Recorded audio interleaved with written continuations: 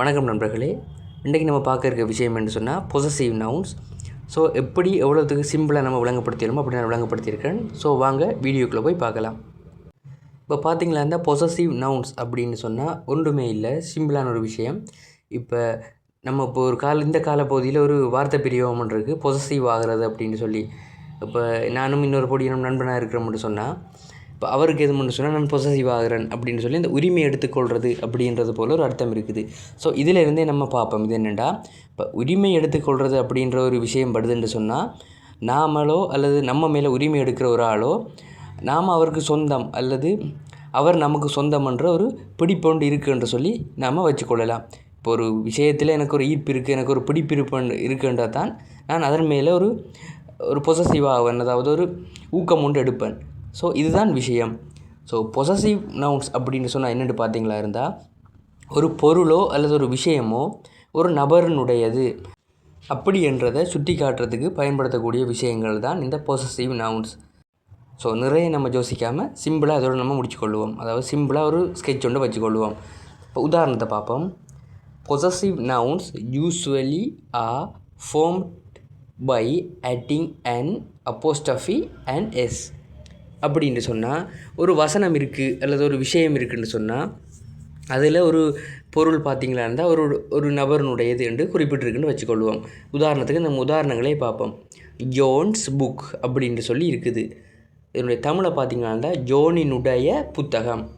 So ஜோனுக்கு சொந்தமான புத்தகம் அப்படி அவர் உடைய அப்படின்ற ஒரு பொருளை தருகுது, ஒரு கருத்தை தருகுது. ஸோ இப்படியான ஒரு விஷயமாக பொசசிவ் நவுனாக, இப்போ நவுன் பார்த்திங்களா இருந்தால் ஜோனுக்கு சொந்தமாக இருக்குது அப்படின்ற கட்டத்தில் நாம் என்ன செய்யணும்னு பார்த்திங்களா இருந்தால், ஒரு அப்போஸ்டஃபியையும் அதுக்கு பிறகு எஸ்ஐயும் சேர்த்தமாக இருந்தால் இந்த உடைய என்ற கருத்தை கொண்டு வரும் இந்த நவுனில். ஸோ இதுதான் பார்த்திங்களா இருந்தால் பொசசிவ் நவுன். இப்போ இன்னொரு உதாரணத்தை பார்ப்போம்.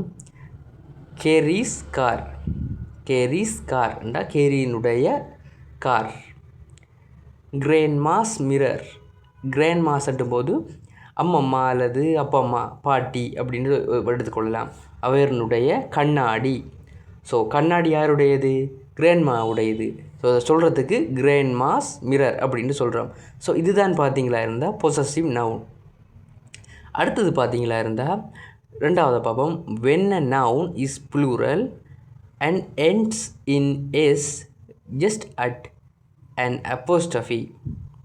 இது நம்ம இன்று பார்த்திங்களா இருந்தால், ஒரு பெயர் சொல் பார்த்திங்களா இருந்தால் அது புளூரலாகவே வருகுது, அதாவது பன்மையாகவே வருகுது என்னும்போது அந்த பன்மைக்கு பிறகு நீங்கள் ஒரு அப்போஸ்டஃபியை சேர்த்திங்கன்னு சொன்னால் அது ஓகே. அப்போஸ்டஃபி என்னும்போது மேற்கோள் குறியில் இருக்கிற ஒற்றை குறியீடு மட்டும். மேற்கோள் குறியிடும் போது ரெண்டு ஒற்றை குறியை சேர்ப்போம். ஆனால் இதில் அப்போஸ்டஃபி என்னும்போது ஒரே ஒரு ஒற்றை குறி.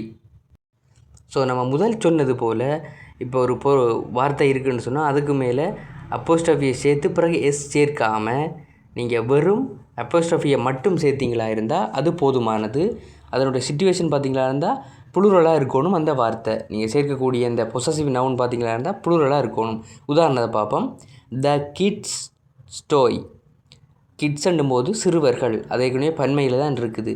ஸோ இந்த பன்மையில் இருக்கிற விஷயத்துக்கு நம்ம பொசசிவ் நவுனை ஆக்கணும்னு சொன்னால் நீங்கள் இந்த கிட்ஸுக்கு வர எஸ்ஸுக்கு பிறகு அப்போஸ்டஃபியை போட்டிங்கன்னு சொன்னால் ஓகே, குழந்தைகளுடைய புத்தகம் அப்படின்னு சொல்லி வந்துடும். மை பேரண்ட்ஸ் ஹவுஸ் என்றும்போது பெற்றோர்னுடைய வீடு. த டீச்சர்ஸ் லவுஞ்ச் அப்படின்னு சொன்னால் ஆசிரியர்களுடைய ஓய்வெடுக்கிற இடம் அப்படின்னு சொல்லி அர்த்தம். ஸோ இதில் பாருங்கள், எஸ்ஸுக்கு பிறகு எல்லாமே இப்போ கிட்ஸ், பேரண்ட்ஸ், டீச்சர்ஸ்ன்னும் போது எல்லாமே பன்மை சொற்கள், புளூரல்ஸ். ஸோ அதனால் ஒரு அப்போஸ்டஃபியை மட்டும் மேலே சேர்க்கிறோம். அப்படி சேர்க்கும்போது பொசசிவ் நவுனாக மாற்றப்படுது. ஸோ இவ்வளவு தான் இதில் இருக்கிற விஷயம். ஸோ வாங்க அடுத்த ரூலை பார்ப்போம்.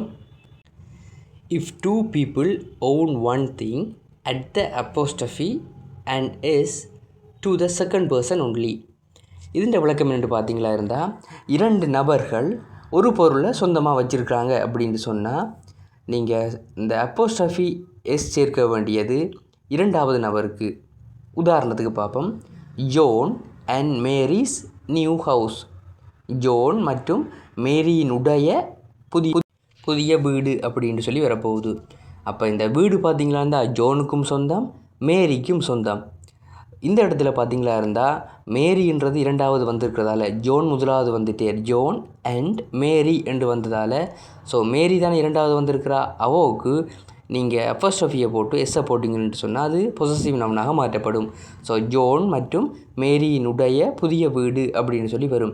இப்போ இதில் ஒரு சந்தேகம் வரும், நான் மற்றும் என்று சொல்கிறேன் ஏண்டா ஜோன் அண்ட் ரெண்டு இருக்குது, அண்ட் ரெண்டு சொன்னால் என்று சொல்லி அர்த்தம். அவரும் இவரும் நானும் நீயும் அப்படின்னு சொல்லி அந்த இரண்டு சொற்களை இணைக்கிறதுக்காக அந்த சவுண்ட் கொண்டு வர்றது தான் இந்த அண்ட். ஆனால் சில இடங்களில் இது மாற்றப்படும் ஏண்டா அந்த கருத்துச்செறி கொண்டு வரதுக்காக. ஸோ அதற்காகத்தான் நான் இந்த இடத்துல மற்றும் என்று சொல்லி பாவிக்கிறேன் உங்களுக்கு விளங்கணும் பண்ணுறதுக்காக.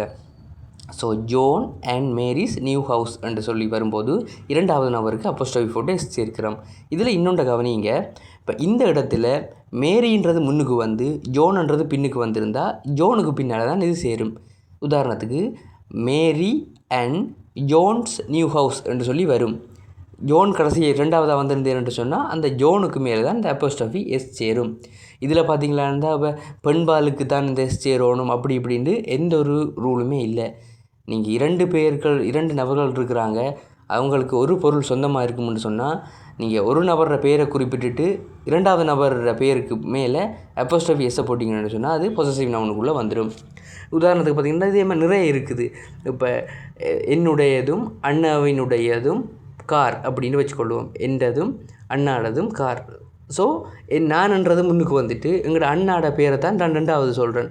ஸோ உங்களோட அண்ணாண்டும் போது பிரதர். ஸோ பிரதருக்கு மேலே நான் அப்போஸ்ட்ரோஃபியை போட்டு எஸ்ஸை போட்டுன்னு சொன்னால் ஆங்கிலத்தில் அது பொசசிவ் நவுனாக மாற்றப்படும். ஸோ இவ்வளோ தான் விஷயம். மற்ற உதாரணங்களை பார்ப்போமாங்க. டேவிட் அண்ட் ஷூஸ் வெட்டிங் அப்படின்னு சொன்னால் டேவிட் மற்றும் ஷூவினுடைய திருமணம். டொம் அண்ட் டவ்ஸ் கார், டொம் மற்றும் டவ்வினுடைய கார். ஸோ இதில் பாருங்கள் பின்னுக்கு வர்றது தான் அப்போஸ்ட்ரோஃபி போட்டு எஸ்ஸில் இருக்குது, எஸ் போட்டு பொசசிவ் நவுனாக மாற்றப்படுது. அடுத்தது பார்ப்போம். If two people own separate things, add the apostrophe and s for each person. அப்படின்ட்டு சொன்னால் இரண்டு நபர்கள் தங்களுக்கு சொந்தமானதை தாங்களே செப்பரேட்டாக வச்சுருக்கணும். இப்போ என்ன டைம் கைத்தொலைபேசி ஃபோன் இருக்குது, உங்கள் டைம் ஃபோன் இருக்குதுன்னு வச்சுக்கொள்வோம். ஸோ ரெண்டு பேர்கிட்டையுமே ஃபோன் இருந்தாலுமே நாம் அதை செப்பரேட்டாக வச்சுருக்கிறோம். ஸோ அந்த செப்பரேட்டாக அந்த திங்ஸ் இருக்கிறதால நம்ம ரெண்டு பர்சனுக்குமே அப்போஸ்ட்ரோஃபி போட்டு எஸ் சேர்க்கணும். உதாரணத்துக்கு கவனிங்க. சூசன்ஸ் அண்ட் பீட்ஸ் புக்ஸ். சூசனுடையதும் பீட்ஸ்னுடையதும் புத்தகங்கள். ஜீன்ஸ் அண்ட் டான்ஸ் பேண்ட்ஸ் அப்படின்னு சொன்னால் ஜீன்ஸ் என்றும்போது ஒரு நபருடையதும் டான்ஸ் என்ற நபருடையதும் பேண்ட்ஸ் என்று சொன்னால் நம்முடைய கால் சட்டைகள். பென்ஸ் அண்ட் ஜிம்ஸ் ஆஃபீஸ், அதாவது ஆஃபீஸஸ், அதாவது பென்னினுடையதும் ஜிம்மினுடையதும் அலுவலகங்கள். ஸோ இதில் இன்னொன்று கவனிங்க. இப்போ இரண்டு நபர்களும் ஒரு பொருளை, அதாவது இரண்டு பொருளும் செப்பரேட்டாக ஒரு விஷயத்தை வச்சிருக்கிறதால இந்த வசனங்கள் எழுதும்போது பெரும்பாலும் முடிகிறது. இப்போ இந்த புக்ஸ், பேன்ஸ், ஆஃபீஸஸ் அப்படின்ட்டு வாரது பார்த்திங்கன்னா பெரும்பாலும் பன்மையில் தான் வரும். சிங்குலரில் வராது, பன்மையில் தான் பெரும்பாலும் வரும். ஒரு சில விதிவிலக்குகள் இருக்குது அதில் ஒருமையில் வரக்கூடியதாக, ஆனால் இது எல்லாமே பன்மையில் தான் பெரும்பாலும் வரும். ஸோ இதில் பார்த்தீங்களா இருந்தால் இந்த வீடியோவில் நாம் பொசசிவ் நவுன்ஸ் பற்றி ஒரு கிளியரான ஒரு விளக்கம் மட்டும் பார்த்தோம். ஸோ இந்த வீடியோ உங்களுக்கு பயனுள்ளதாக இருக்கும்னு நினைக்கிறேன். மறக்காம சேனல் சப்ஸ்கிரைப் செஞ்சு கொள்ளுங்கள். எதுவும் டவுட்ஸ்ன்னு சொன்னால் எனக்கு கமெண்ட் பண்ணுங்கள். வீடியோ லைக் பண்ணி ஃப்ரெண்ட்ஸுக்கும் ஷேர் பண்ணிக்கொள்ளுங்கள். இன்னும் ஒரு பயனுள்ள சிம்பிளான வீடியோவில் சந்திப்போம். நன்றி, வணக்கம். அது மட்டும் இல்லாமல் இன்னொரு முக்கியமான குறிப்பு, இந்த விஷயங்களை பார்த்திங்கன்னா நீங்கள் அப்ளை பண்ணுறதுக்கு முயற்சி செய்யுங்க. ஒரு அன்றாட வாழ்க்கையில் நீங்கள் கதைக்கும் போது அல்லது எழுதும் போது எந்த ஒரு பந்தியை பார்த்தாலுமே இப்படியான விஷயங்கள் இருக்கான்னு சொல்லி நீங்கள் நோட் பண்ணி வச்சுக்கொள்ளுங்கள்.